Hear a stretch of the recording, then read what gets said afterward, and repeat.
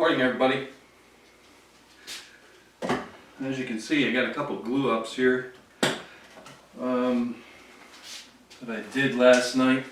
So let's see what we got here. It's kind of like Christmas morning to me.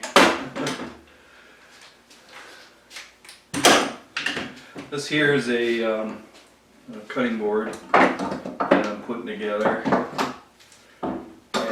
I just glued a couple of breadboards on the sides here because it's a flat glue up, and they're really long. I didn't trim them before I put them on there, but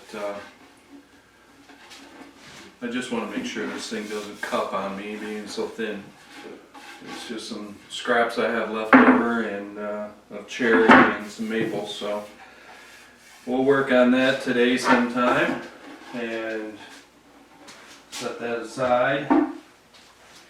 And this little thing here is a bunch of scraps that I had from some cherry left over, and I thought, well, you know, it'd be kind of cool to glue this up and maybe make a little cutting board or something out of it. I mean, it's pretty stout, so we'll see what we can do.